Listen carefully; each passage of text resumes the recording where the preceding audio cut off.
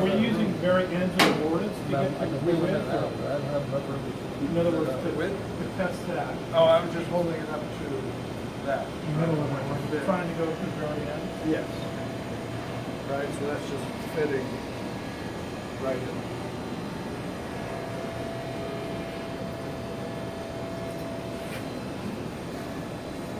So when you're doing this, it's easy to cut into your shoulder. Yeah. So, as I'm doing that, I actually have my finger up against here to act as kind of a stop.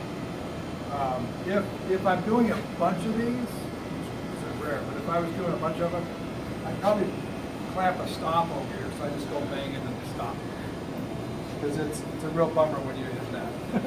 Because it's real obvious when the joint's together. Okay, so I need to cut a little deeper.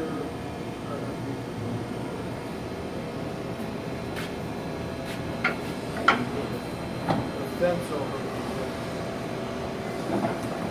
So how much space are you? Yes, I want probably about a quarter of an inch in, because whatever's there is going to get bent out. So if it's too thick, it's not going to bend. So quarter inch. Somewhere in that range. About right. And then how deep? As deep as I can. So just almost to the shoulder.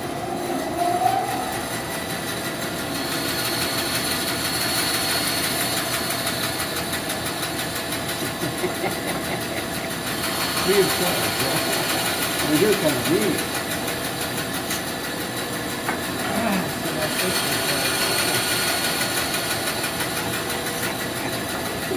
With the ball bottom.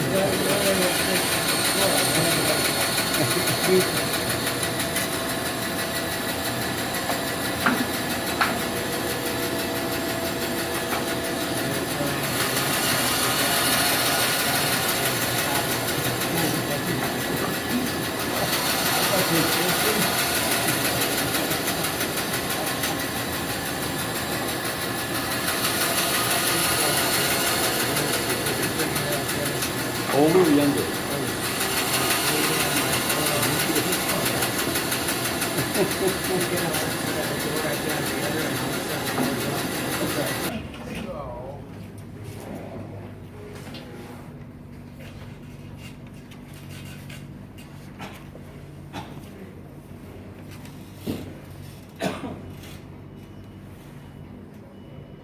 So when this part, let me get this on the scale.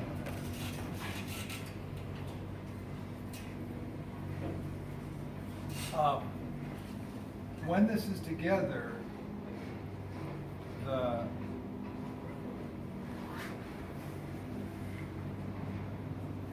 joint is going to look like this, with the wedge.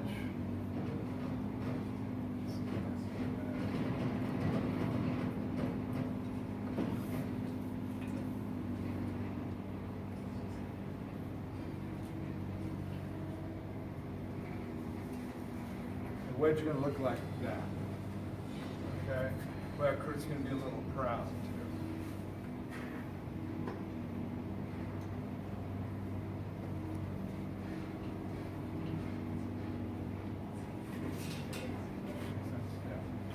So this angle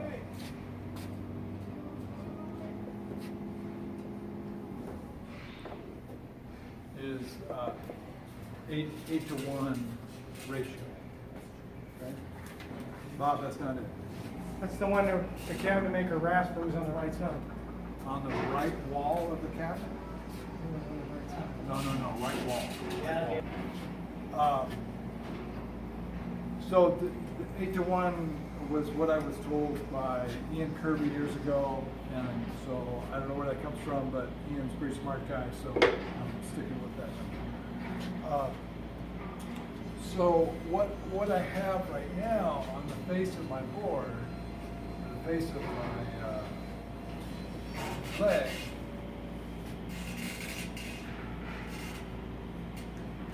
is the mortise, but I need to open it up on the outside face, right? So I'm gonna change it, if we're looking sideways at this.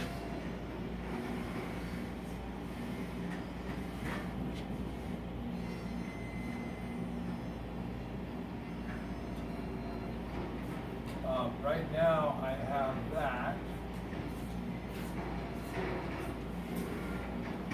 And I want that.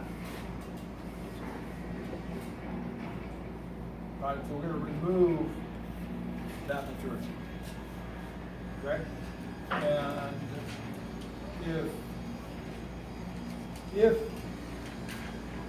if this was an inch thick, then that distance would be An eighth.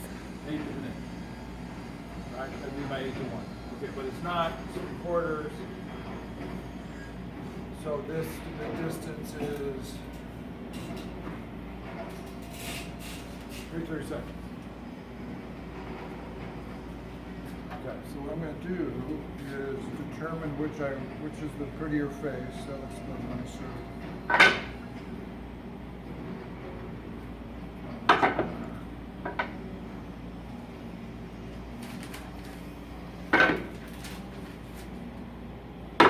About 3/32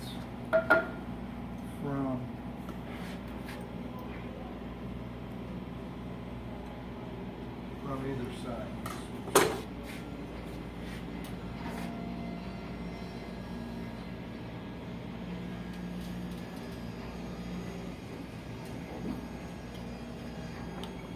So I'm just going to mark one of those right now. So I've got a 3/32 mark top part. So what I'm going to do now is put this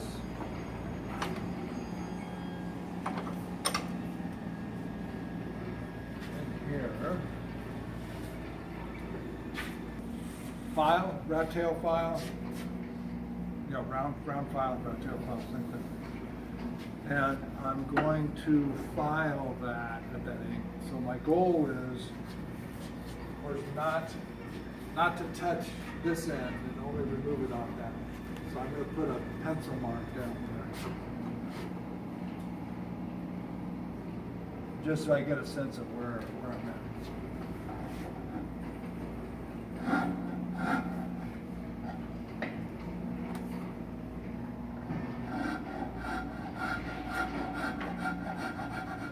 You know what I could do? Might be better.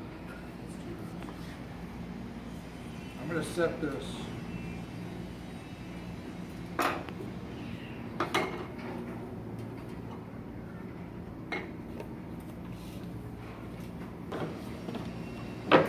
on here. I'll need this later anyway. I'm going to come up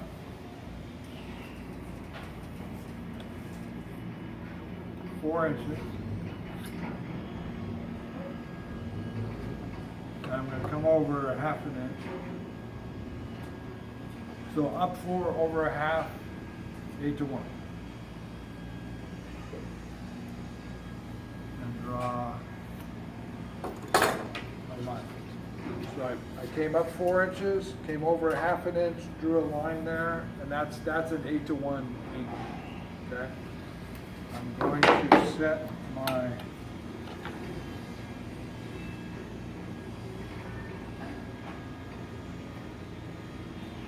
T-bevel at that angle.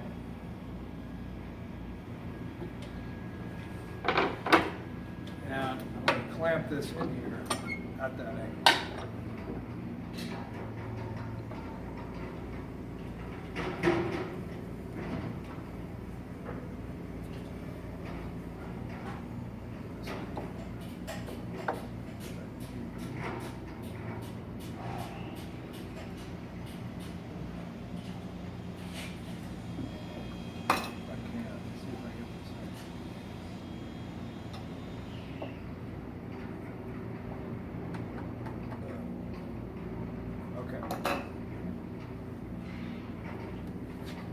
All right, so now I could file horizontally. I'm not trying to guess what that angle is.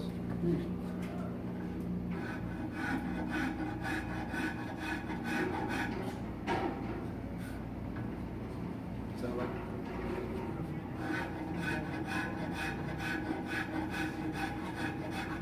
Now, ideally, this would be the same diameter as 3/8. It's not, so I'm having to kind of move it around a little bit.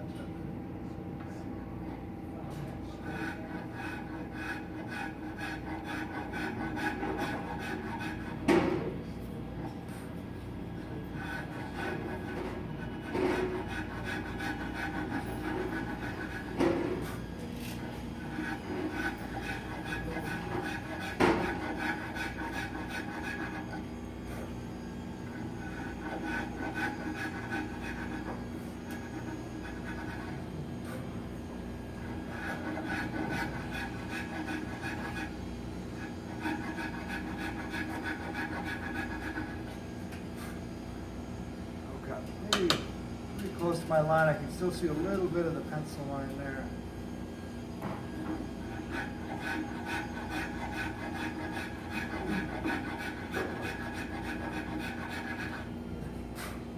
Okay, that looks okay. Oh, no, I think before I do that, I should put a mark here so I know where to put the next one.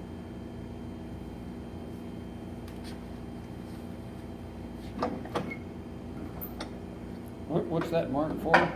That tells me I have to put it back at the same angle as the previous one. Oh, oh. Just get it ballpark. Especially the bottom against the rail. Yeah, the bottom's against the rail, so I have a reference there. Thank you. Yeah, that would one mark help me, right? Okay, pretty close.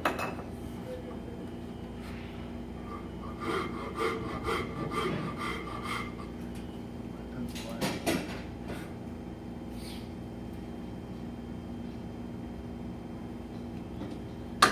Might be a rasp. Mark, can you look and see if there's a round rasp over there? Because this is taking.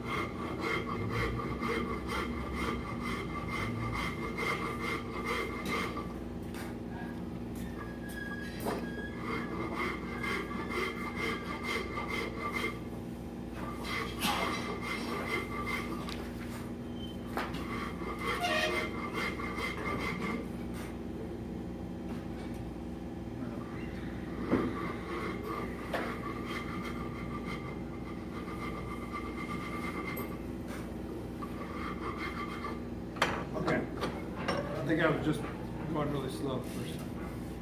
Okay, so I've now opened up one side, the other side's still the same side as the start.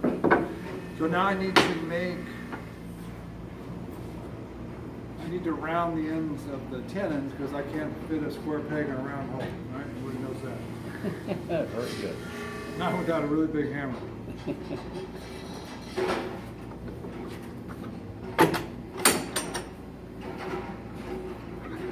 Okay, so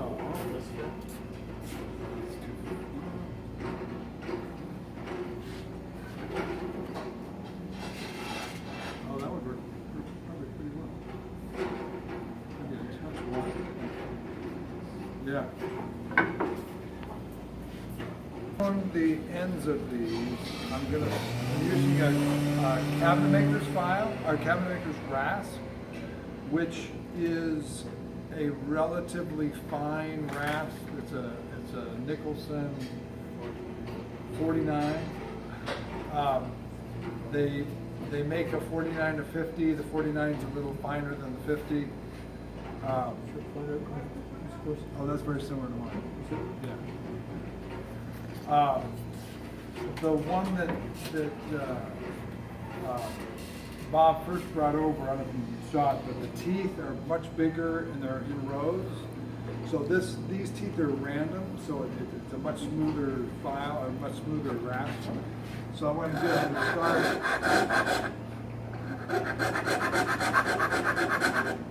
by just chamfering the corners just to get a sense of what I've got here.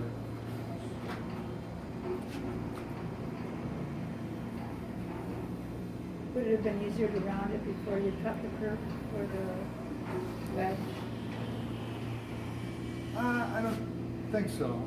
If it vibrates a lot, yes, but I don't think it's a big problem. So what I'm doing is I'm going to create a chamfer first. And the chamfer should be such that all three of these faces are the same width.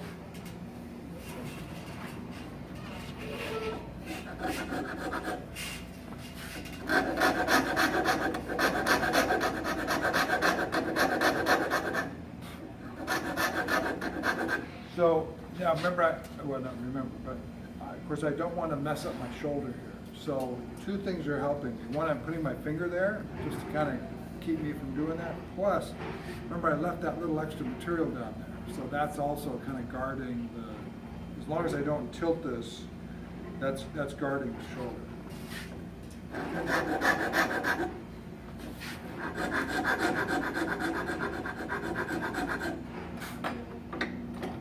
So right now it looks like that. This is just on the top.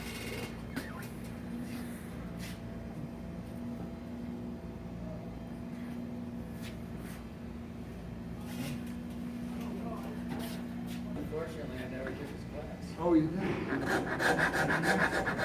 So now I'm hitting the other, It's a Monday, Wednesday guy. so what I really blow this up. So now I'm knocking down these corners.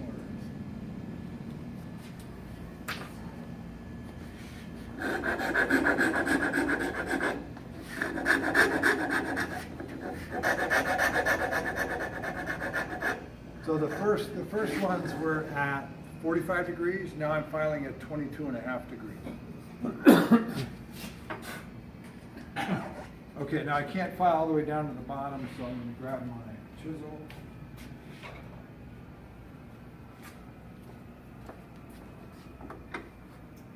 And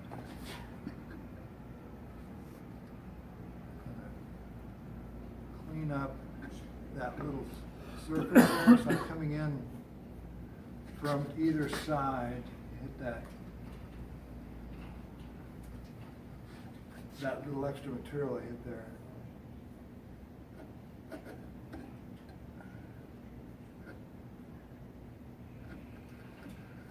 And it's kind of cutting the fibers there on the bottom. And now I'm going to come in vertically.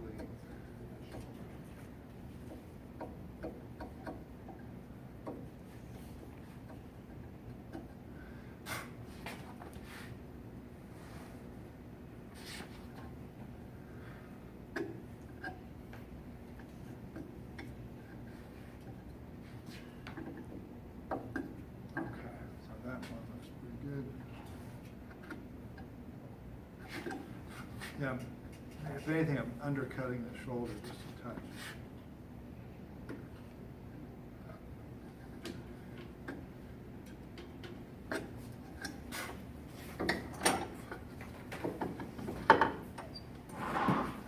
Same thing on the other side.